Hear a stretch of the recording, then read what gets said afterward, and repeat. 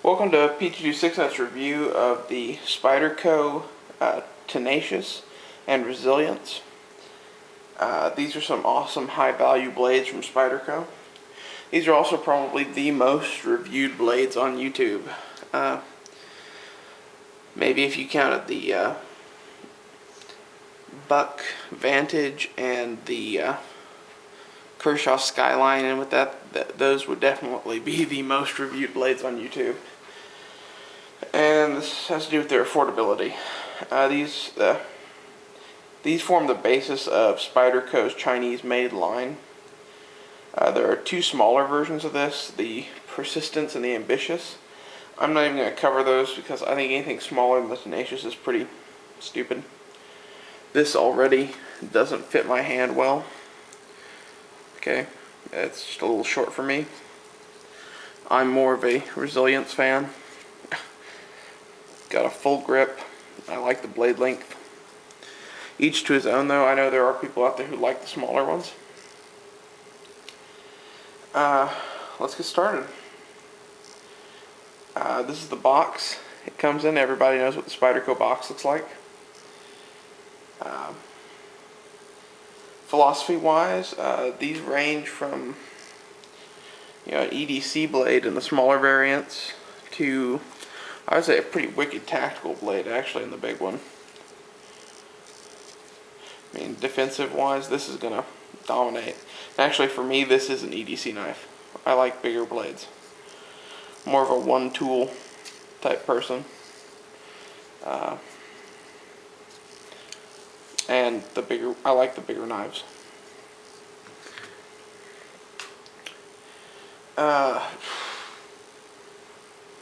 In philosophy also, you could probably put in food prep. These blade shapes are actually pretty decent for that. I know I've heard others mention this, and they're absolutely right. They're kind of like mini chef's knives in the blade shape. They definitely would do quite well at that, especially if you're like backpacking or something and you're only going to bring a folding knife. It would do quite well. Track record. I would say these have an excellent track record for their price. The blade retention in the Tenacious line has always been kind of lacking. By that I mean, I'll show you. When the knife is closed, it's pretty easy to... Okay, this one's actually pretty good. It's usually pretty easy to get them to open like that. Well, there you go. That's exactly what I was talking about. They're easy to shake out because of that, but these tend to open in people's pockets. It's never happened to me, but it has happened to others. And it probably hasn't happened to me because I carry them tipped down, which I would highly recommend with these.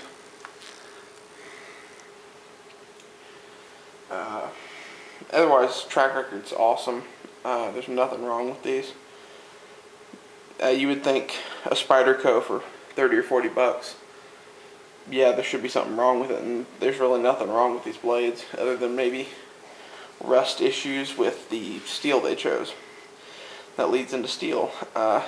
8CR13 MOV is the steel. In this day and age, that's a pretty common steel. We're all used to hearing 8CR whatever at the start of steels now. When the Tenacious first came out, that was really weird. I remember seeing a Tenacious for the first time in person. I was like, what the hell is 8CR13 MOV? Especially the way they wrote it on the blade, which I'll show you. Get it to focus. You can see how it's kind of written there. Spyderco 8CR13 MOV. It's all staggered and weird. I'm going to give you a closed size comparison. And really, that's actually a fairly decent steel. I would say it's a Chinese copy of Os 8. That's what it really reminds me of, is Os 8. And it has the rust issues of Os 8. Neither of these have rusted on me, but I haven't carried them that much. I know for a fact these do rust, and will rust readily, just like Os-8. Handle material is G10, and they have steel liners, and actually I rather like this design of handle. The full steel liners are a bit much, I think, but actually these are skeletonized steel liners, I'm sorry.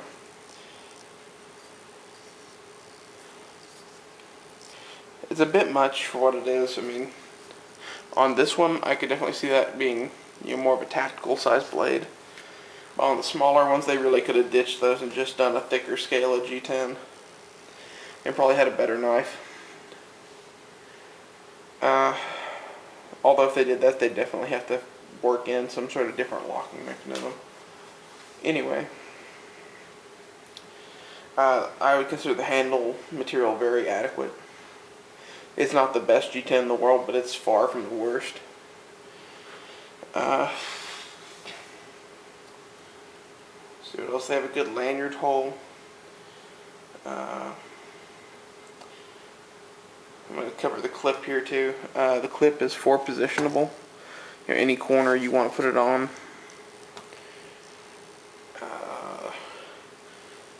They are very, very sharp out of box. Probably the sharpest knives I've had out of box. They don't hold it as long as some others because they're 8CR13 MOB steel. But they were just as sharp as any other Spyderco for sure. Probably even a little sharper. I think a lot of that has to do with their blade geometry. They're full flat ground and have a very shallow little grind, edge grind on them.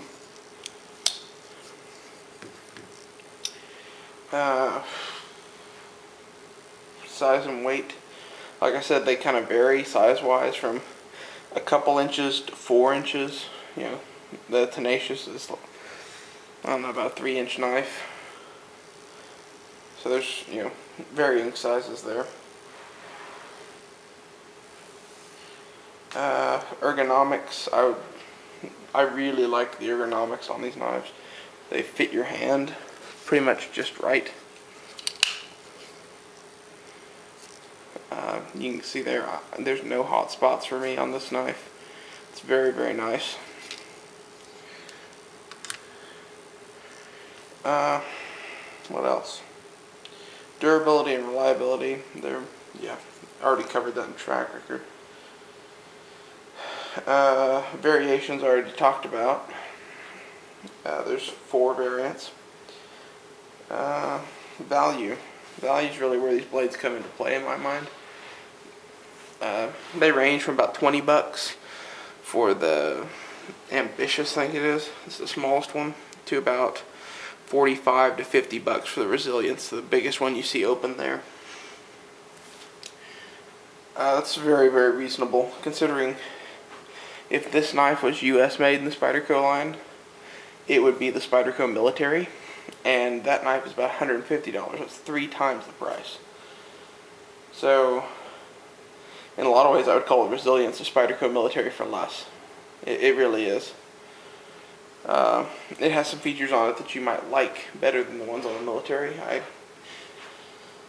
It'd be a hard choice for me because I really like the Military. They're smaller knives. I would kind of compare to the Delica as opposed to the Endura. You know, it's virtually the same knife, just smaller. And they definitely inherit all of the qualities of its bigger brother, the Resillence and the Tenacious. Thanks for watching. Please subscribe and don't forget to thumbs up the video.